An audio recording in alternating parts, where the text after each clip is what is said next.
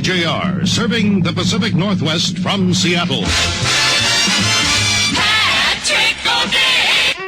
Ladies and gentlemen, you are listening to KJR Seattle. So I wanted something fresh and exciting because the World's Fair was coming to Seattle. So I kind of stole a little page from KFWB's jingles in Los Angeles. So on the piano in my basement, wrote this thing, KJR Seattle, Channel 95. KJR Seattle, Channel 95. And we love you. The KJR traffic concert. Thank you, Peggy. It's 16 minutes after 4 on KJR with the Beatles. Hit called Lady Madonna. Lady Madonna, children at your feet. You say the name Pat O'Day, and it brings back all kinds of memories for people in the Seattle area, all throughout the Northwest. Pat came to Seattle in 1959 after having been on the radio in some of the smaller markets, Astoria, Longview, Yakima, and then on up to the big leagues here in Seattle. And quickly started making a name for himself. And whether it was in concerts, teen dances, disc jockey, civic events, all kinds of leadership positions in the community, hydro races. Pat, you've just become part of the fabric of the Northwest. And I just wonder how that makes you feel to think that you really are like one of the city fathers, like Mount Rushmore of Seattle. The answer is I'm so thankful that I carried on with my father's genes. He was one of those pastors, ministers that saw no boundaries. And constantly, once his church was very successful, he would move quickly to an unsuccessful church and give it a rebirth. And that happened 3 times during my lifetime, from Norfolk, Nebraska to Lincoln, Nebraska to Tacoma, Washington. And so I just carry those genes, no particular wisdom on my part. They were given to me at birth, and I've done what we all do, what our genes compel us to do, don't we? That's right.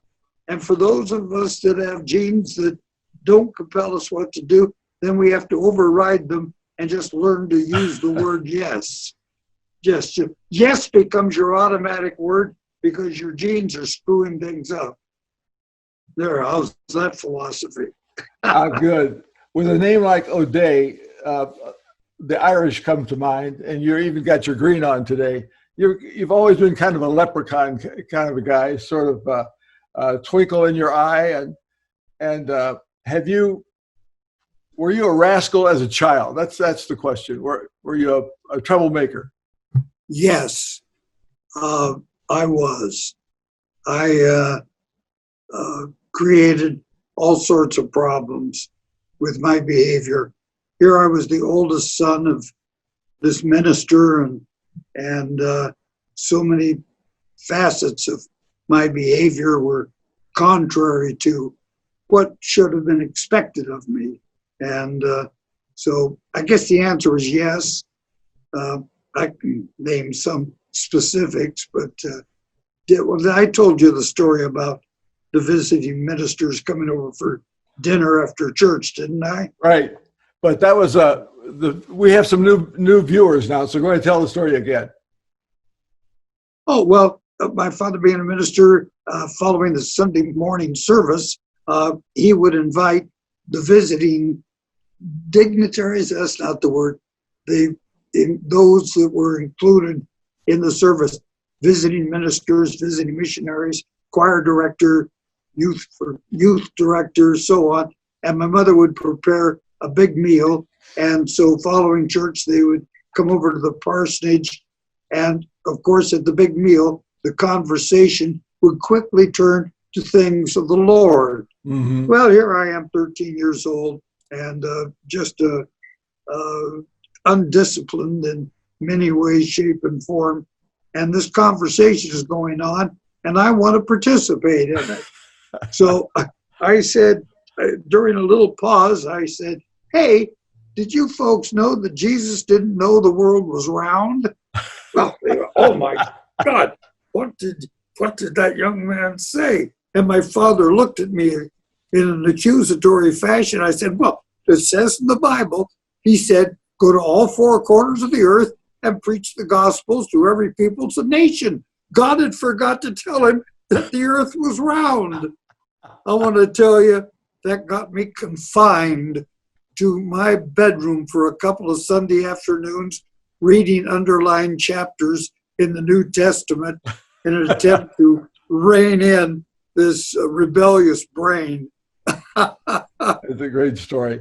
You tell also about your dad and his role in starting this organization that's such a behemoth now. It's broadcasting and humanitarian relief around the world. And we're talking about Krista. Your dad was a part of the founding there. Well, yes. Not only had he come to Tacoma and took a church that was noted for its docility and losing parsonage or losing worshipers quickly, and brought it back to life and made it grow, but then became friends with Mike Martin. And Mike Martin was the genius man led by God to create what we now call King's Gardens, the big retirement center, and Christa Ministries, which runs King's Garden and the great high school and junior high school. Anyway, I have the clear recollection, and I've had it all these years, and I'm so proud because my mother passed away at Christa at the retirement home, and my younger brother David became a teacher throughout his entire teaching career after he got out of college at King's High School. So, and all of his kids attended, played basketball and so on at King's High School. So the relationship is there and it's thick. But anyway, my recollection is at the early outset of this whole dream, Mike Martin and my father are on their knees in our living room praying, and I joined them, praying for God's guidance because they were going to King County and ask King County to give them that entire property for $1. And believe it or not, they went to King County and it came to pass. Mike Martin gave them a check for $1 and in return got title to how many square blocks is it? Oh my goodness. And a magnificent giant central building, and what a facility it is. And there it is. Christa Ministries bought it for $1, and my dad was on the board early on, and I'm very proud of that. Yep, that was the outfit that brought Liz and me to Seattle, oddly enough, to be the program director of their FM station there. And our kids went to school there.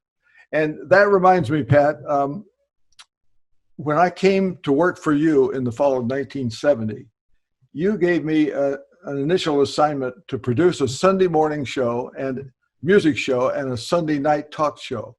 You want to tell us about those and what was behind your reasoning there?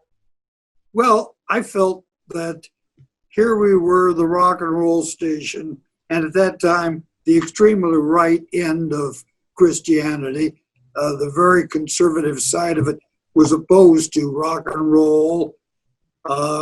They felt that it was a tool of the devil, if you will.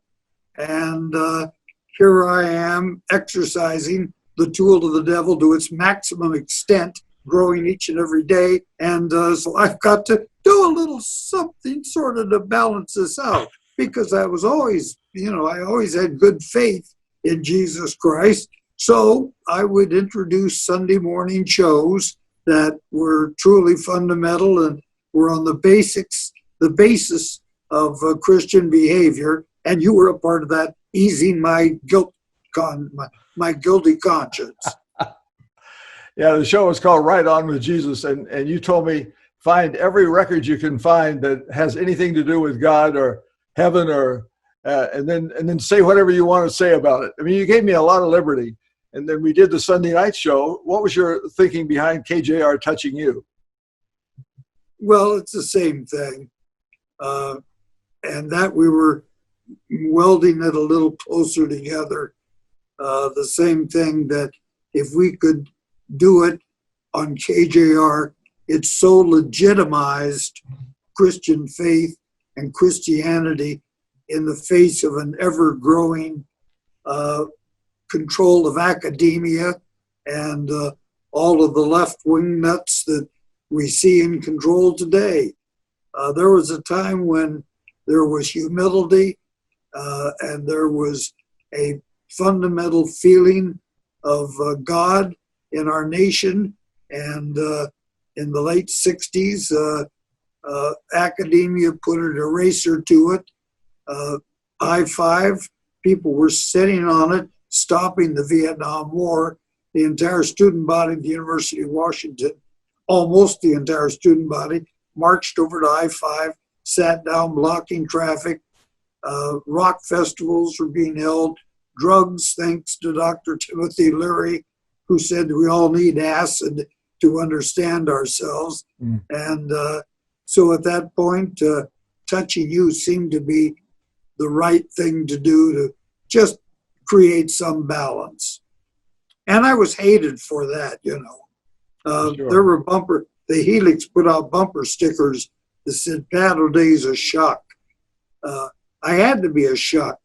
Not only did I put a religious note on the radio, but I charged money for the Rolling Stones concert when the music should have been free for the people. Right. Of course, the Stones didn't understand that. No. They wanted the money, but the Helix said, no, music should be free. Pat, you had a change in your life come about. I think you were 12 or 13 when you were in church and had a visiting speaker there. And you made a decision that you've recently returned to. Tell us about that. Can I tell you a quick story before I do that? Oh, yeah. We're going to get a lot of stories in. Okay, well, my company, Concerts West, truly created the rock and roll concert business as it is today. Acts are telling me they like working for me better than anybody because I made sure they were paid, number one. Number two, put them at the Edgewater Hotel, pay for their airfare. I treated acts first class. And they're all saying, gosh, Pat, we wish we could work for you everywhere. And one day I said to my partner, Terry Bassett, why not? Let's do it. So Terry moved to Dallas, where I was very familiar because we would make all of KJR's jingles down there. I would go down there and was somewhat aware of them. And the people all at Gordon McClendon's radio station and I were friends. And we sent Terry Bassett to Dallas, and he opened the Dallas office. We changed the name of Pat O'Day Associates to Concerts West. And that was the beginning of all that. But anyway, as the rock business moved along, we felt it was time for outdoor concerts. This hadn't been done. It was done at Woodstock and Monterey, but that was a different kind of deal. So what we decided we would also do is we will do fireworks to bring on the headlining act, which was going to be Three Dog Night. They did the first outdoor rock concerts in America. And the opening act, a nice kid that we brought in from London, his name was Rod Stewart. And he was the opener, which, by the way, the kids were puzzled by him because in his English fashion, he had kind of an effeminate move to his dancing and singing. And at that point in time, nobody take offense now, but at that point in time, that was quite an issue with the young people. Yeah. Anyway, Three Dog Night are the headliners. We ran the show at the Rubber Bowl in Cleveland and Akron. We ran the show at Three River Stadium in Pittsburgh. And now we're in the third night at the Cotton Bowl in Dallas.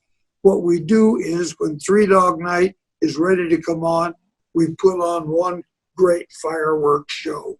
rockets going in the air, and on the back of the stage, a burning three-dog night. Oh, it's great.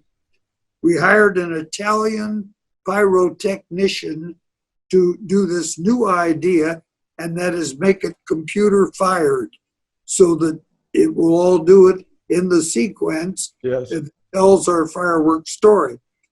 We get to Dallas, however, before the show, getting our approval, and the Dallas fire chief says, and the mayor says, no, you have to use our pyrotechnician. We said, well, this is a complicated show.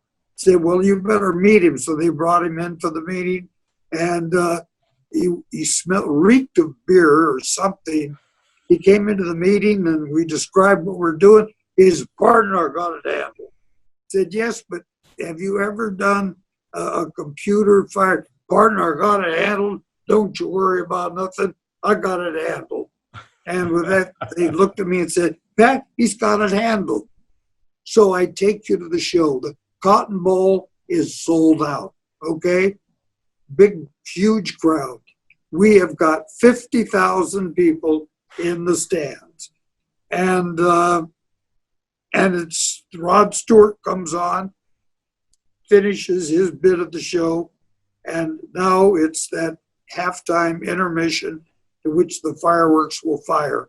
We had put up 4 screens, video screens, with the picture shooting from behind the screens in the center of the Cotton Bowl, because we didn't want the people on the AstroTurf and wreck the AstroTurf, right? And the stands are full, and we had already arranged that we had walkie-talkies. You understand, this is before cell phones. We had walkie-talkies, and the word was, when I said, fire, fire, fire 3 times, then the fireworks show would begin. But only if we said, they heard me say, fire, fire, fire. So Terry Bassett and I are standing in the center of the Cotton Bowl when suddenly, boom, a rocket went off. I said, what in the hell is he? Boom, another rocket went off. I jump on the phone. I said, stop, stop, stop, right? Well, it was too late. However, our pyrotechnician was on the outside of a bunch of booze. He was just a mess. And he had parked the truck right next to the mortar rack. Now, the mortar rack had about $20,000 worth of rockets in it, all in a big row. If you've ever seen a fireworks show like that, the mortars or the big rockets are held in racks. He felt that the truck would be damaged by the rockets, so he jumped in the truck, but he put it in reverse instead of forward, and he knocked over the rocket rack. You understand, the computer is firing the show. And ladies and gentlemen, Dallas, Texas was the site of the first horizontal fireworks show. I mean, it was terrible. The rockets were flying all over the fairgrounds. You know, it's the Texas State Fairgrounds where the Cotton Bowl is, and there's little kiosks for the cotton and for targets and games and so on and so forth. Yeah. The rockets are flying around, hitting the kiosk. One rocket comes over the edge of the stadium, lands on the AstroTurf, running out, stomping out that fire, and so on. And I get on the thing to 3-Dog Night. I said, get on the stage quick, because I know if the fire department gets there, they're going to shut the show down, right? Yep. Oh, absolutely. And we can't refund 60,000 tickets. We're kind of a new young concert company. So I said, get on stage quick. So the guys come running on stage. Here's the story of the show. First of all, at the end of the thing, the guy, the old guy said, I thought I had it handled. I thought I did. And 3-Dog Night opened the show with, if you ever saw their concert, the opening song is Mama Told Me Not Come. And that's the story of our first pyrotechnic show in Dallas, Texas.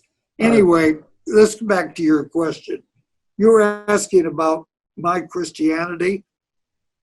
Yes. How could you avoid it having the pastor for a father? I'd overthought the whole thing. I lived during a time when fundamentalism was rigid, and he had to play rigid, uh, and he did. Movies were outlawed, George. Do you go back that far? Oh yeah. No movies, no dancing. Dancing was verboten. Movies were not allowed. Language was kept clean and pure. Yeah. And here I am coming along in an era where I'm liking showbiz and I'm liking radio. And as I look into my future, I don't find these constraints to be attractive. And so as a result, I drift further and further from the faith of my youth. My father passed away when I was 14. Tuberculosis got him after he'd worked in the coal mines of Iowa when he was in high school. It shocked him at the age of 48, and he fell quickly. And so then I'm got no father and got to support the family. So I go to high school at noon and go to work in the afternoon. And as a result, I entertained myself with things that were abnormal for a Christian young man. And so the years go by and the drift continues further. I guess we say to the left. I don't know. The drift continues to go away from the things of Christ, and almost to the point that you're starting to defend your position. I didn't become an atheist, but I wasn't an enthusiast either. But then the years go by, and it's been coming to me, and it finally hit me like a ton of bricks this last year, that Christianity, we have, the churches and myself have misused the conversion aspect of Christianity. The churches have all kinds of rules and regulations and ceremonies and so on, and it almost creates a barrier because many of those are contrary to how America is and how Americans function. And the shining light that hit me was when I realized suddenly one day that our brains have a vacuum area, and that vacuum area needs to be filled with God. Some people fill it with Buddha or who knows what, but we are fortunate because of the background of our faith and what Jesus did when he was here. We are fortunate because we have the true God that fills our brain. But what prevents us from accepting that? Nothing. All we have to do is say yes. Just, you don't even have to kneel down. Just close your eyes and say, yes, Jesus. God, I'm on your team. I'm with you. And help me out. Doesn't cost you anything. You can do it by yourself. And every morning I find myself now just closing my eyes for about 2 minutes and saying thanks for all the wonderful things that have happened for me.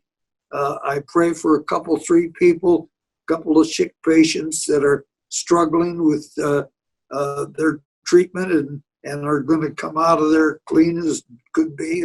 And it's a wonderful thing for me.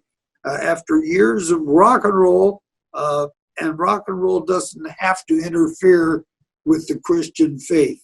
The rock and roll can be love songs, and God knows Christian faith is a love song, a love affair with Jesus Christ.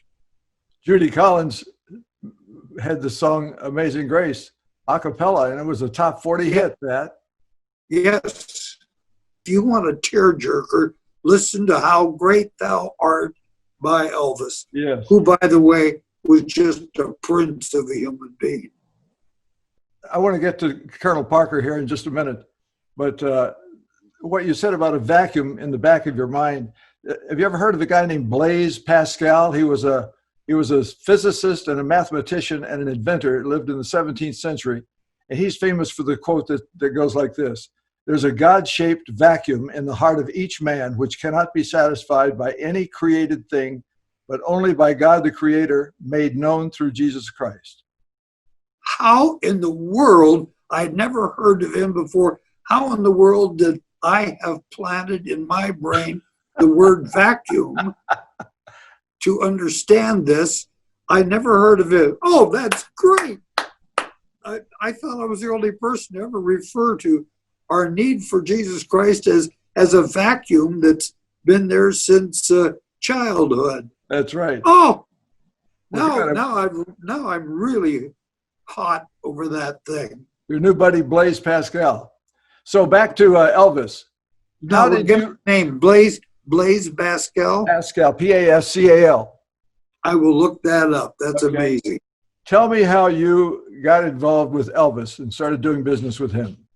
Well, we got to give some credit here to Jerry Weintraub, who passed away a couple of years ago. He was the producer of Oceans 11 and 12 and 13, and had been the manager of John Denver, and was doing a lot of concert work with us. And Concerts West was growing by leaps and bounds. We were now handling, everybody. Linda Ronstadt, the Eagles, Jackson Brown, Three Dog Night, Steppenwolf, Led Zeppelin, Hendrix, and Colonel Parker heard about what we were doing and felt that was just right for down his alley, that to have consistency. So he contacted us, and we went to Las Vegas and had a discussion, and Jerry Weintraub set it up, and Colonel Parker said, "Okay, I'm very interested in you. I'll give you a call." And he called us 2 days later and said, "If you bring me a cashier's check for $1 million, we can continue the conversation further." Now that sounds insanity, doesn't it? Are you kidding? Here's a cashier's check for $1 million, and let's talk about our proposal to you. I went and talked to Les Smith in Portland, and I said, "Les, Colonel Parker and RCA are too important nationally to throw the screws to us." I said, "I don't know what Colonel Parker has up his sleeve, but he is not going to mess around with a major group of radio stations and so on." I said, I think we should do it. Les said, "You got to be kidding." Okay. So Les went to the bank in Portland. Les's office was in Portland at the time. Got the cashier's check for $1 million made out to Colonel Tom Parker. Wow. And we took it to Las Vegas. Went up to the suite at the Hilton upstairs, the top floor. The Colonel was there. We walked in and we sat down and said, "Well, Colonel, we got your letter here. Are you serious about wanting to check for cashiers?" He's, "You bet." I said, "Okay, here it is." He took the check, he looked at it, he threw it on the floor and said, "Let's go downstairs and have breakfast." And so we all got up and went downstairs. Now, as you go out the door, you got to kind of turn around and look at your cashier's check for $1 million laying on the floor. But that was Colonel Parker, right? We got back from breakfast and it was still there. And that led to our handling all of Elvis's appearances, with the exception of at the Hilton, for the rest of his life. Wow. Up until he passed away in 1977. And but Colonel Parker was a piece of work. I'll tell you what kind of a guy Colonel Parker was.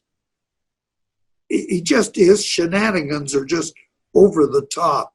Started when he came to this country. Elvis could never perform outside the United States because his contract with Colonel Parker said that Colonel Parker had to be there at all Elvis performances, and Colonel Parker was an illegal alien from Holland and was so scared they'd find out he was there and they would kick him out of the country, because we used to have pretty rigid rules back once upon a time. Yeah. Anyway, Colonel Parker has a weird sense of humor. Like when he called me and said Elvis was coming to Seattle to shoot the World's Fairs movie, and Colonel Parker, they were here. Colonel called me and said, "Would you like to be in the picture with Elvis?" I said, "Oh my God, would I like to be?" He Sure. said, "Do you have any other disc jockeys you want to bring?" Oh, I said, "Sure." So I had Lan and Lee Perkins join me, and we went to the fairgrounds. It was, I think, on a Thursday. And he said, "Your shoot will start at 1:30. So we were all there, and Elvis had a coat and tie, and we had coats and ties. And when we got there, we're standing around. A couple of the executives of RCA were there. And the colonel says, "Hey, you all get in a row there. Get in a row, stand there." Told the photographer, get a picture of this. And the photographer took the picture. The colonel walked up to me and said, "Congratulations, Pat. You've now been in a picture with Elvis." You, you, you believe that? That's No, wild. I'm just, oh. So you know, mentioned Les Smith. all- Les was one of your owners along with Danny Kaye, and there was a time when Frank Sinatra also owned the stations, right? Yes, Frank owned it until Frank stubbed his toe at the opening of Calneva Lodge. Do you know that story? I don't, but I know the story about you, Pat, about you cleaning up the station so that Frank could see it for the first time. Is that not the Well, same story? That story, I really have to use a dirty word to give it impact. But let me tell you that Frank was opening Calneva Lodge. Okay. He'd taken all of his money and had borrowed additional money, was opening Calneva Lodge, and he was going to be the big gambling center out of San Francisco. Just head up to Lake Tahoe and beautiful scenery and this wonderful new big casino and so on. And so it is. Now, the state of Nevada has one set of rules that are inflexible, and that is no mafioso will be entertained in any way, shape, or form in any casino in the state of Nevada. If you do, we're gonna pull your gambling license. Mm. Frank knew that, but Frank must have thought there was some flexibility because that night is the grand opening, and the ABC's there, NBC, CBS, all the TV stations from San Francisco and so on, and they were all caught by a struggle going on outside one of the cabins there. And there were lights on it, and there was a fight going on, and a couple of policemen went over to try and remedy it because they were waiting for Frank to arrive. So the whole crowd is assembled at the front, and the fight is between Dorothy McGuire of the McGuire sisters and Sam Giancana, the head of the mafia from Chicago, Oh my gosh. the godfather of Chicago. And Frank, the night that they opened, that was his last night, he lost his gambling license. It was gone. Well, what's he to do? He's in deep, deep debt, so he's got to sell out his share of the stations, which he did to Danny Kaye, and Danny then brought Les Smith along for 25% ownership to operate the stations, and that's how that whole thing came about. All triggered by Sam Giancana getting in a fight, was smacking Dorothy McGuire around, and there's a little showbiz story for your show. Yeah. Well, here's another one. The East Coast Mafia. Tell us about that with Concerts good. West. Well, Jimi Hendrix was our pride and joy. He was our first, along with Three Dog Night, first really big name. And we've been doing business in the East as Concerts East in New York and Boston and so on, and calling ourselves Concerts West, west of the Mississippi River. We had done that just because at that time we thought Concerts East would be a higher impact name Yeah. in East than to call it Concerts West, but it was our company. Now, Frank Hendrix is a major impact star, and he's critical to our growth. I get a call from our guys in Dallas, and they said, we just had a conversation and with our partner in the East, and he says that he wants to take charge of Jimi Hendrix, and he said that he's going to force us to do that. And they called me, and I said that. So I called him, and he said, Pat, we got to be face to face to discuss this. So Jimmy was playing L.A. The Forum. Wasn't that called? Yeah, the Forum on Friday, and then playing Oakland Alameda Coliseum on Saturday night.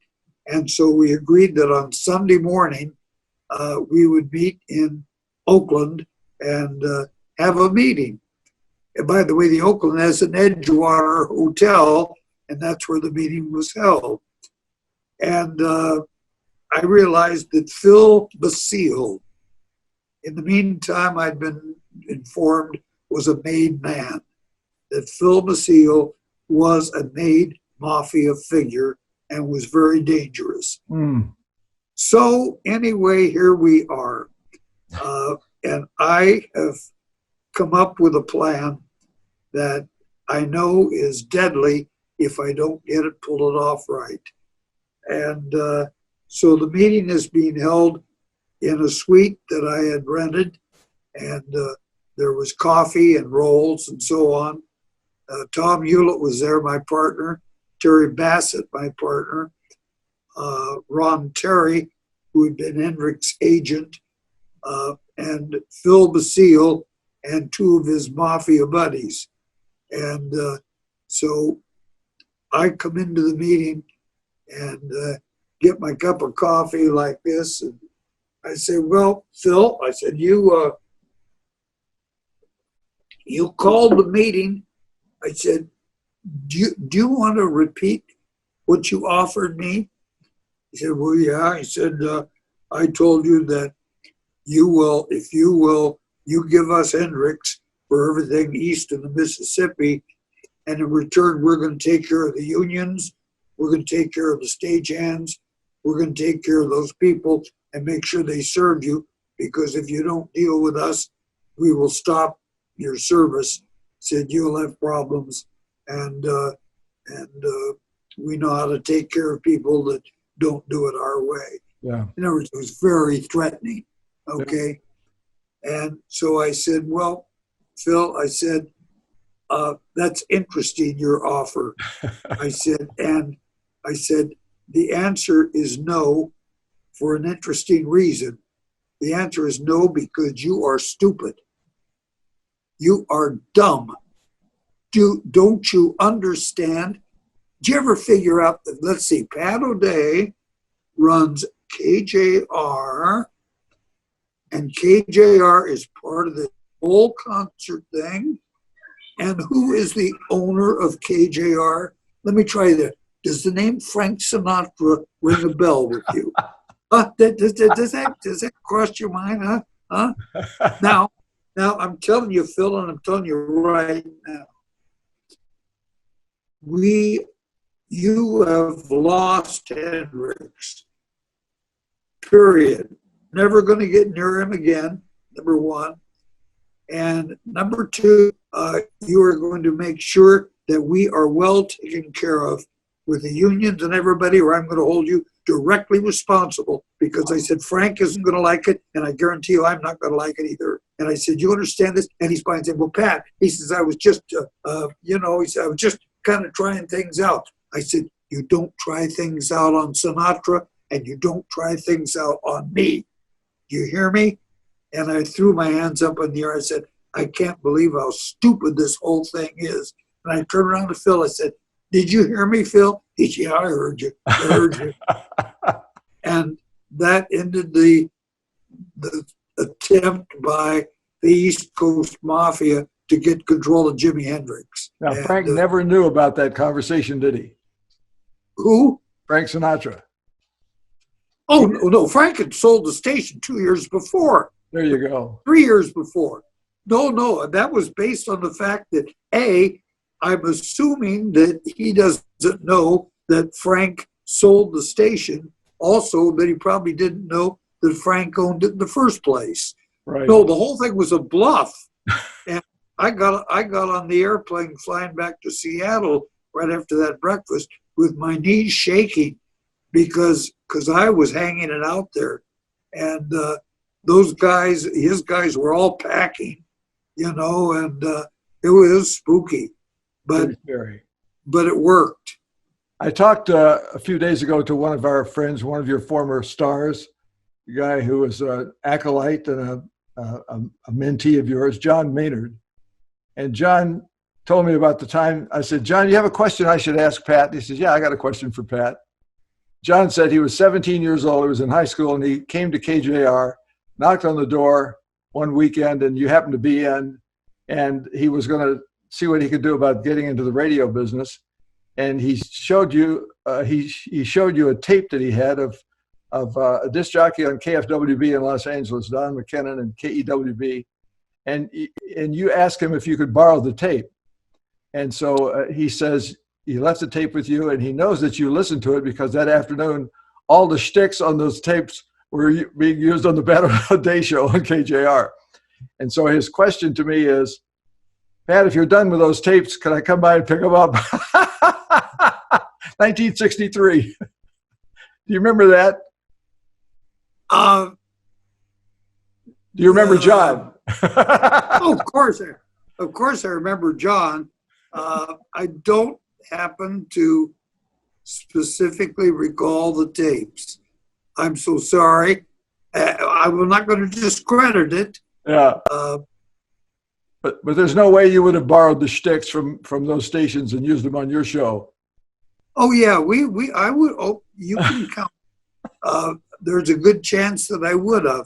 I was looking for the best of ideas, and great ideas came from my friend Chuck Blower, who was the program director of KFWB. That's KFWB Los Angeles. Right. As a matter of fact, you get the feelings of KFWB in our jingle package. They were KFWB Channel 98, and we were KJR Seattle Channel 95. So, I was a thief of Chuck Blower's ideas.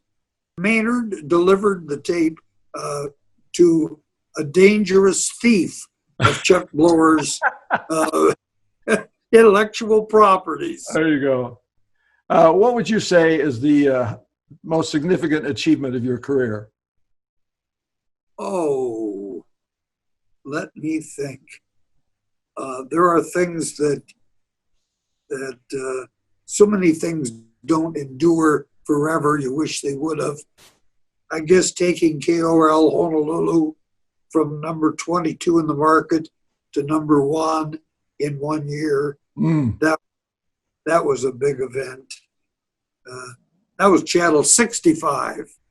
Coral Honolulu, Channel 65. With Lan Roberts? Lan was the morning man, yes. Yep. And I've got a nomination for you for most significant achievement. Schick Shadle. Oh, no question. I thought you were talking about radio. Well, I'll tell you, with Schick Shadle, and let me take a second.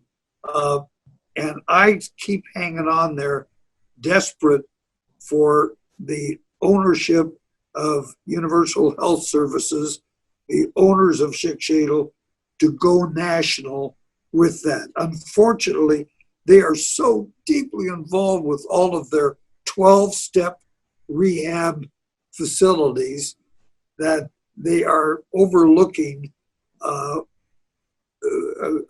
development as brilliant as any development could be.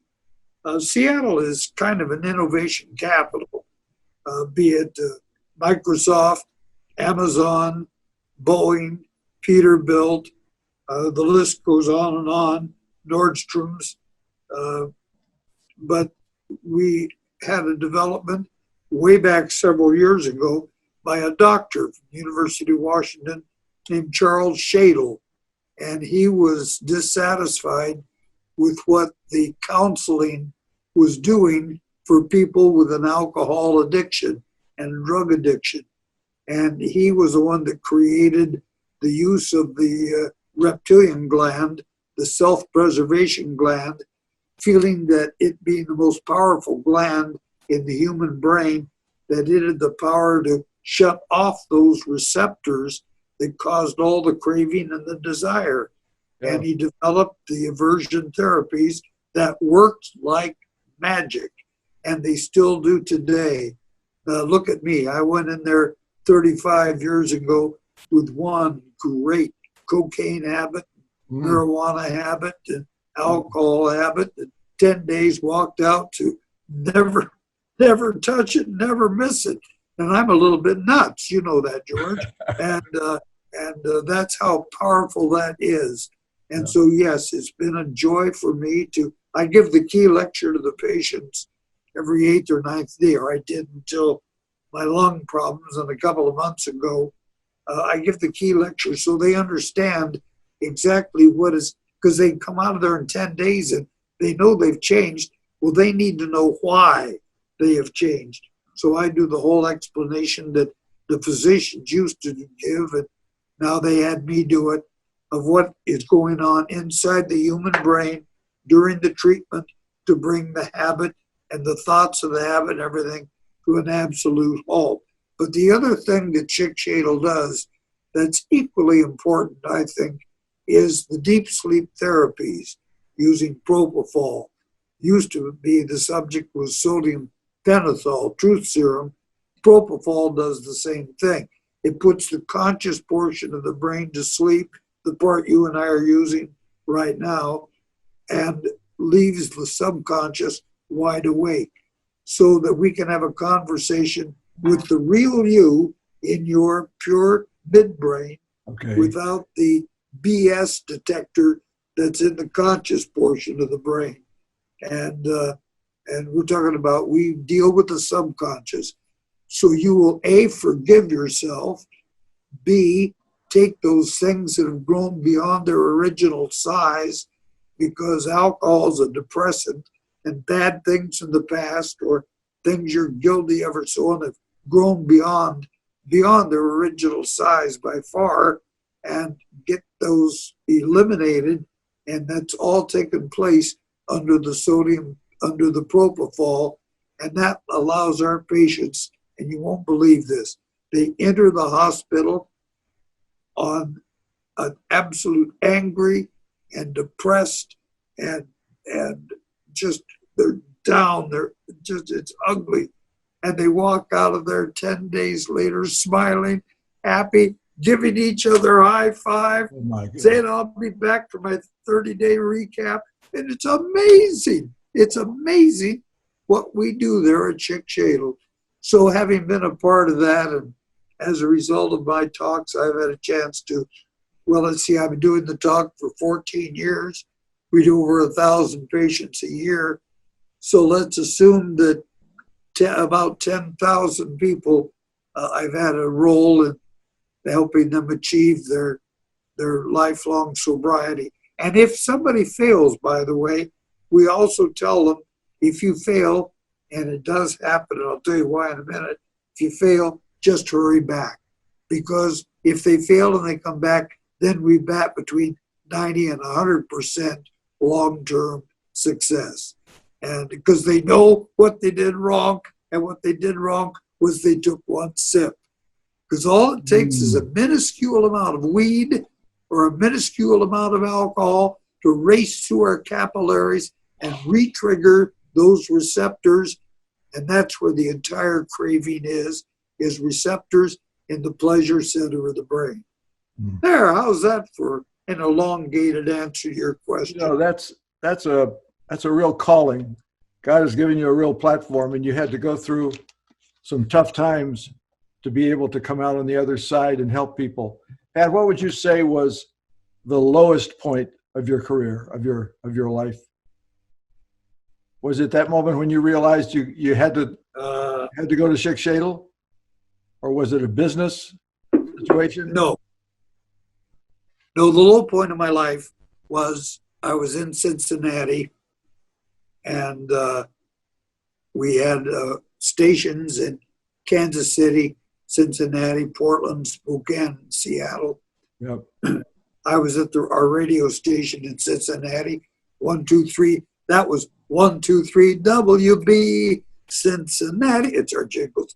Anyway, I was in Cincinnati at the radio station, and we were having riots in the streets. And that was the year of the big clashing between the black community, and there were riots in many cities. And I was locked into the Sheraton Hotel because the police were at the front door. They wouldn't let anybody leave because it was dangerous being in the street. There was a car burning out there and so on. And the phone rings, and it was my wife. And she said, "You're not going to like this, but you made the front page of the Seattle Times today." I said, "What?" She said, "Yeah, you've been sued for $1 million in a federal antitrust suit." And she read me the article. And that was a tough day. Trapped in a Cincinnati hotel room with the riot going on the street, and told that because that was a big blow. Beyond that, the death of my mom was a low point. Bless her heart. She made it to within 3 weeks of 100, and I'd hoped she would make it. Didn't quite make it, but when she went, she also said, that just 2 days before, said, "Now I'm going to go, I get to go and see my husband, my loving," because she never remarried after my dad died. Yeah. So feel bad for me, feel good for her. She was so delighted that she was going to heaven. And Now, Pat, your dad never saw you in your career achieve the success that you've achieved. Your mother did. Your mother saw you. Your mother saw you struggle, I'm sure. What was her role in your life during your struggling years before you came back to the Lord? oh, my mom just was a wonderful, wonderful friend, and never critical. And I always wondered what she was thinking, because you understand, my father was Reverend Paul Berg, okay, B-E-R-G, and I was Paul Berg Jr. And now I'm coming from Yakima to Seattle, and I'm realizing that Paul Berg is a terrible radio name. Yep. It just isn't cool. And so I have changed my name to Pat O'Day. And my mom just adjusted immediately. Wow. She said, "If you're going to be Pat, you're going to be Pat." Because I thought she would accept this with great anger. She said, "No." She said, if you feel better doing that, she says, "That's fine." And she always called me Pat, never changed. And that was typical of her. What do you think she would say about your decision to return to the Lord here in the last couple of months? Oh, she would have said, "I knew you would." Yeah, she was one positive thinker. What was her relationship with your dad like? Gosh, it was so harmonious that I don't, sometimes you got to have a wrinkle in a sheet to know it's a sheet. Yeah. Well, that sheet of my mother, my father, never showed me any wrinkles. And so I don't know. I recall one thing, and that is that my father believed in corporal punishment. Mm-hmm. And I do remember my younger brother, David, getting one swat across his bare butt, and my mother somewhat objecting to that. And talk about objecting to a no harm foul, but she found that unattractive. That would have been when I was 12 and my brother was 7 or 8. That's about all I can contribute to that. You know, Pat, there have been a lot of people loving you and praying for you for a lot of years. And you've meant so much to so many. You've had a lot to do with careers. Think of the lifestyles that you have encouraged your employees, and they moved on to prosperity and recognition in the community. And we're all just so grateful that spot in your brain, that vacuum that's been there for all these years, has been filled by the Lord again. And I think of a couple of verses that I just wanted to run past you. Philippians 1st chapter, verse 6 says, Paul writes, "And so I am sure that God, who began this good work in you, will carry it on until it is finished on the day of Christ." This good work for you started when you were 12 or 13 years old. And you told me that you had gone forward at a church service and knelt down, and people came and put their arms around you and prayed with you, and you were bawling like a baby. And it was a sincere giving of your life to Christ. And you kind of took it back over in your own control, as many of us are wont to do. And the Lord was gracious enough for this prodigal son to bring you home again. And right now we're enjoying the feast that the father of the prodigal son threw for his boy. And we're all just so pleased, Pat. And I hope you feel that your life has counted for good for so many people. And now the Lord is reining you back in at just the right time. What can you say about, you think, his purpose for putting you on this earth has been? Well, George, first of all, and this sounds maybe a little bit like a bunch of baloney, but it's not. I am totally shocked and delighted that people such as you and the members of your group find interest in the stuff I've experienced and gone through and in my stories. That's just far beyond any dream I ever had. And I'm so glad to tell you, I'm so glad that I'm filling a little bit of a role there.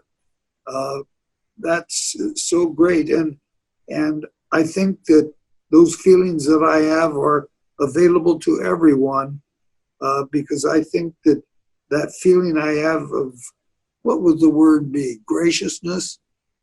I'm not sure. But the feeling that I have, I think, is available to all if they just allow that. Remember we said 2 people came up with the word vacuum? Yep. One was, and I'd never heard of him before, but the word vacuum is right.